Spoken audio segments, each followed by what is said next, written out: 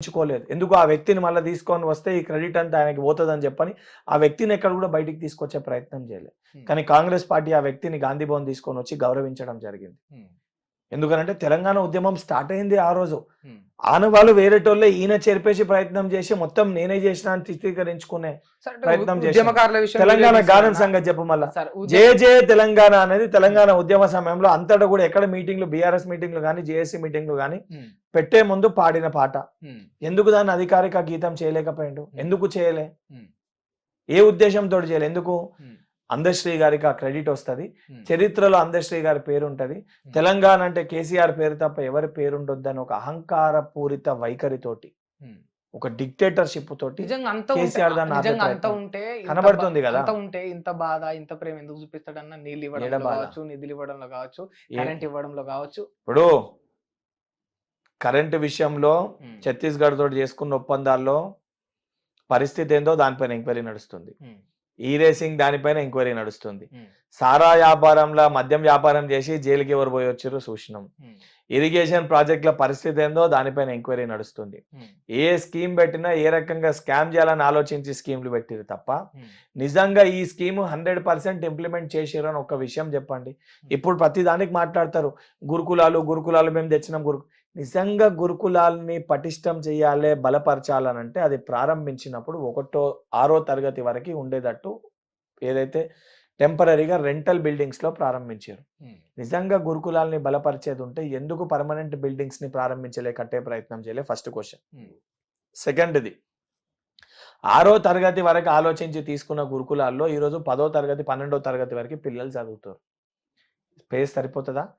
నిజంగా వారికి చిత్తశుద్ధి ఉంటే ఆ రోజు ఎందుకు ప్రారంభించలేదు? వారికి ఆ చిత్తశుద్ధి లేదు కాబట్టి ఈరోజు ఇంటిగ్రేటెడ్ స్కూల్స్ ని మేము ప్రారంభిస్తున్నాము. మేము పర్మనెంట్ ఇన్ఫ్రాస్ట్రక్చర్ ని మేము స్టార్ట్ చేస్తున్నాము. నిజంగా శాశ్వతంగా అట్లా పిల్లలకు ఉండడం సంతోషం, మంచి చేస్తున్నాం కదా. నిర్ణయం తీసుకున్నారు. మరి ఈ ఫుడ్ విషయంలో ఏందన్నా ఇంత నిర్లక్ష్యంగా ఉన్నారు? ఇప్పుడు ఫుడ్ పాయిజన్ ఇన్సిడెంట్స్ అనేటి ఇప్పుడు నిన్న కూడా అరే ఇప్పుడు కాంట్రాక్టర్ సంబంధించి ఎక్కడైనా ఫుడ్ పాయిజన్ ఇన్సిడెంట్ జరిగిందని అనుకో, గతంలో కూడా జరిగినప్పుడు మేము ఎందుకు పోరాటం చేసినాము? బాసరా IIITలో ఫుడ్ పాయిజన్ ఇన్సిడెంట్ జరిగితే దానిపైన అవహేళనగా ఎగతాళిగా విద్యాశాఖ మంత్రి జరిగి ఏమైతుంది అందులో వచ్చేదని చెప్పి మాట్లాడితే ఆ రకమైన వైఖరి సరికాదు అని చెప్పి మేము ప్రొటెస్ట్ చేసినాం. చాలా ప్రొటెస్ట్. ఈ రోజు ఎక్కడ ఫుడ్ పాయిజన్ ఇన్సిడెంట్ జరిగినా నువ్వు ఏ కేసు అన్నా తీసుకో, ఎక్కడ తప్పు జరిగిందో సంబంధించిన అధికారులపైన ఇమీడియట్ గా యాక్షన్ తీసుకోవడం జరిగింది. సంబంధించిన అధికారులని ఇమ్మీడియట్ గా వాళ్ళపైన యాక్షన్ తీసుకోవడం జరిగింది. తీసుకున్నామా లేదా సంబంధించి అక్కడ ఉన్న మా పార్టీ ప్రజాప్రతినిధులు, అది భువనగిరి గాని మక్తల్ గాని ఎక్కడున్నా ప్రజాప్రతినిధులు అక్కడ వెళ్ళడం జరిగింది. 1-2 సందర్భాల్లో అక్కడ ఉన్న ప్రజాప్రతినిధులే ప్రైవేట్ హాస్పిటల్ తీసుకొచ్చి కంప్లీట్ గా వైద్యం కూడా వారికి అందించడం జరిగింది. ఇది వాస్తవం. సరే నేను దాన్ని జరగలేదు ఎక్కడ కూడా ఇబ్బంది లేదంటలే, 100% ఇమీడియట్ గా ఈ రకంగా జరుగుతుంది కాబట్టి ఆ కాంట్రాక్ట్స్ అన్నిటిని కూడా రద్దు చేసి ఏదైతే దాన్ని స్ట్రీమ్ లైన్ చేయడానికి సన్నబియ్యాన్ని అందించి దానికి కూడా ఒక స్ట్రీమ్ లైన్ చేయడానికి అటువంటి ప్రాబ్లమ్స్ అన్నింటినీ నిర్మూలించాలనే ఉద్దేశంతో విద్యాశాఖను కూడా ముఖ్యమంత్రి గారు వారి దగ్గర పెట్టుకోవడం జరిగింది. 100% అవన్నిటిని కూడా స్ట్రీమ్ లైన్ చేస్తాం. అంటే యాక్షన్ అంటే ఏ విధంగా తీసుకున్నారు? వాళ్ళ మీద కేసులు పెట్టి సస్పెండ్ చేశారు, కేసులు నమోదైనా సస్పెండ్ కూడా చేశారు, వాళ్ళ విధులకు వెళ్ళి కూడా తీసేశారు. ప్రొసీజర్ ఏ రకంగా ఉంటుందో ఆ ప్రొసీజర్ ఫాలో అయ్యి దాని ప్రకారం జరుగుతుంది. కానీ మంత్రి సీతక్క గారు మొన్న మాట్లాడుతూ ఏమన్నారంటే ఇదంతా కూడా బీఆర్ఎస్ అనుకుంటే కుట్ర చేసిరు అంటే 1-2 సందర్భాల్లో ఇప్పుడు బీఆర్ఎస్ పార్టీ ఉద్దేశపూర్వకంగా కొన్ని జరగని వాటికి కూడా లేని వాటికి కూడా దాని ఇబ్బందులు పెట్టి చిత్రీకరించే ప్రయత్నం చేస్తారు. అది లగచర్ల ఇన్సిడెంట్ గానీ, సిరిసిల్ల కలెక్టర్ గురించి మాట్లాడడం కానీ, గురించి మాత్రమే మాట్లాడుతున్నారు. బ్రదర్ నేను నీకు చాలా స్పష్టంగా కూడా చెప్తున్నావు, ఓపిక ఉండాలి. ఓపిక ఉన్నప్పుడు చెప్తున్న విషయాలన్నింటినీ కూడా వాళ్ళకి ఉద్దేశం ఉంది కాబట్టి 100% చేస్తారు. 100% చేస్తారు. ఎందుకనంటే కాంట్రాక్ట్ ఏం చెప్తారు ఇప్పుడు నీకు అదే చెప్తున్నా, వాళ్ళ హయాంలో జరిగినప్పుడు మేము చేసినట్ట, మా హయాంలో జరిగినప్పుడు వాళ్ళు చేసిరా అనేది డిపార్ట్మెంట్ ఎంక్వైరీ చేస్తుంది, బయట పెడతాం తొందరలో, టెన్షన్ ఏం పడకు.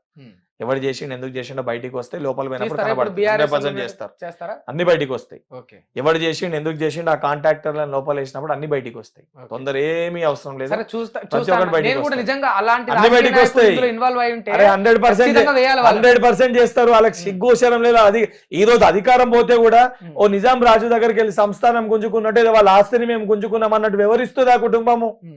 తెలంగాణ వాళ్ళ ఆస్తి వాళ్ళ దగ్గరికి వెళ్ళి మేము గుంజుకున్నాం అనే విధంగా కేటీఆర్ గాని హరీష్ రావు గాని కవిత వ్యవహరిస్తారు. అరే ప్రజలు మ్యాండేట్ ఇచ్చిర్రు, ప్రజలు మ్యాండేట్ ఇచ్చినప్పుడు 5 సంవత్సరాలు నువ్వు 10 ఏళ్ళుగా నువ్వు ఏమి ఉద్ధరించినావు అది చెప్పు ఫస్ట్ బయటికి వచ్చి.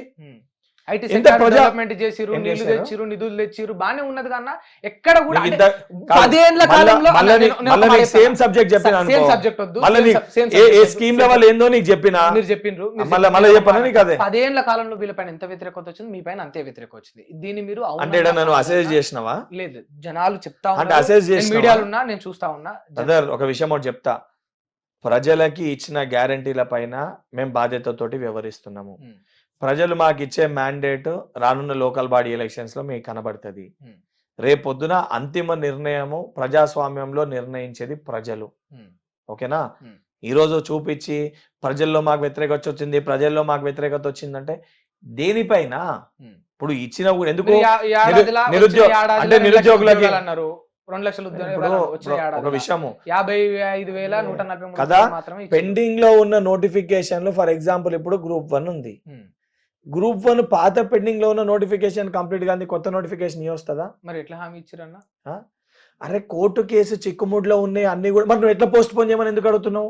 ఒక రోజు నువ్వు పోతావు, ఒక రోజు ఏమో ఉద్యోగాలు ఇస్తలేవు అని చెప్పి నువ్వు క్వశ్చన్ చేస్తావు, ఇప్పుడు నన్ను 2 లక్షలు అని. మళ్ళీ ఎగ్జామ్ పోస్ట్ పోన్ చేయగానే నేను ఎందుకు పట్టుకుని మేము వాళ్ళ పోయి మైక్ పెడతావు పోస్ట్ పోన్ చేయమని? ఇప్పుడు ఉద్యోగాలు ఇవ్వమన్నోనికి నువ్వు మైక్ పెడతావు ఇస్తలేరని, ఇచ్చినాక పోస్ట్ పోన్ చేయమని ఒక వ్యక్తి కూడా నువ్వు పోయి మైక్ పెడతావు. ఎందుకు పెడతావు? ఎందుకు పెడతావు? ఎందుకు పెడతావు? మళ్ళీ ఎందుకు చూపిస్తావు? తెలుసుకోవాలి కదా అన్న, పబ్లిక్ కి వాస్తవం తెలియజేయడం బాధ్యత అన్న. నీ బాధ్యత ఏంది? వాస్తవాలు తెలియజేయడం. మా బాధ్యత ఏంది? మా బాధ్యత ఇచ్చిన హామీని నెరవేర్చడం మా బాధ్యత. నెరవేర్చే భాగంలో ఎగ్జామ్స్ కి సంబంధించి 30 రోజుల గ్యాప్ కావాలి. పదంలో పెండింగ్ లో ఉన్న నోటిఫికేషన్స్ కోర్టు కేసు చిక్కుముడ్లలో ఉండి 2017కి వెళ్ళి అనేకమైన నోటిఫికేషన్స్ పెండింగ్ లో ఉండే. ఈ రోజు అన్నిటినీ కూడా పూర్తి చేసుకొని లాస్ట్ 3 నోటిఫికేషన్స్ మిగిలినాయి, జేఎల్ది, పాలిటెక్నిక్ ది, ఇంకొకటి జెన్కోది. అవి కూడా డిసెంబర్ ఎండింగ్ లోపల పూర్తి చేస్తాం.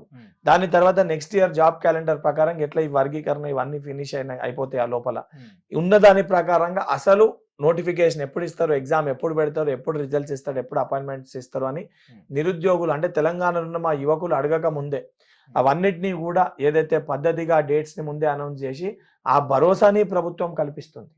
అవన్నిటినీ క్లియర్ చేయండి, అవన్నీ నువ్వు ఇయ్యలేంది, గతంలో ఉన్న డేట్సే నువ్వు కాంది. ఫిబ్రవరిలో ఉన్న గ్రూప్ 2ని టీజీపీఎస్సీ ప్రక్షాళన అయిన వరకు పెట్టొద్దన్నారు, పోస్ట్ పోన్ అయింది. డిఎస్సి గ్రూప్ 2 దగ్గర వస్తే దాన్ని పోస్ట్ పోన్ చేయమన్నారు, పోస్ట్ పోన్ అయింది. ఏదైతే వేరే నోటిఫికేషన్స్ ఇస్తామంటే 1 month గ్యాప్ ఉండాలి, గ్యాప్ ఉండదు పెట్టొద్దు, పోస్ట్ పోన్ చేయండి అని అడుగుతారు. సో ఆ టైం ఫ్రేమ్ ఆ ఉన్నవన్నీ కన్స్టెంట్స్ ఉన్నాయి కాబట్టి, పాత ఇష్యూస్ ఉన్నాయి కాబట్టి 55,000 అయినా ఇప్పుడు చేయలేమని అంటలేదు. దానికి కూడా ఎందుకు నీకు ఎక్స్ప్లెయిన్ చేస్తున్నా కదా, ఎందుకు జరిగిందో కూడా నీకు ఎక్స్ప్లెయిన్ చేస్తున్నా. నువ్వు ఎట్లయితే అడిగిన ఇద్దరిది నువ్వు చూపిస్తావో ఇద్దరివి కూడా నేను వినాల్సి వస్తుంది. ఇద్దరిది చూపించే బాధ్యత ఎట్లా నీ పైన అవుతుందో, ఇద్దరు చెప్పేటోళ్ళు కూడా తెలంగాణ బిడ్డలే కాబట్టి ఇద్దరు విషయాలు ఆలోచించి దానిపైన నిర్ణయం తీసుకునే బాధ్యత ప్రభుత్వం పైన ఉంటది. చూపించే బాధ్యత ఎట్లయితే నీది ఉంటుందో ఇద్దరిని సాటిస్ఫై చేయాల్సిన బాధ్యత మా పైన ఉంటది. ఎమ్మెల్సీ ఇంకా హుషారైనట్టున్నా. అరే నీకు వాస్తవాలు చెప్తే నీకు హుషారు అనిపిస్తే దాన్ని ఏం చేస్తా? కొంచెం ఐరన్ అంటే నేను ఎమ్మెల్సీ కాకముందు కూడా మిమ్మల్ని ఇంటర్వ్యూ చేసిన. నువ్వు ఎట్లయితే నువ్వు వాస్తవాలు అడిగినప్పుడు నేను లేకపోతే సమయం తీసుకొని మాట్లాడితే తడబడితే నేను తప్పు మాట్లాడినట్టు, నువ్వు అడిగిన మాటకి ఇంత స్పష్టతతోటి నీకు సమాధానం చెప్తున్నా.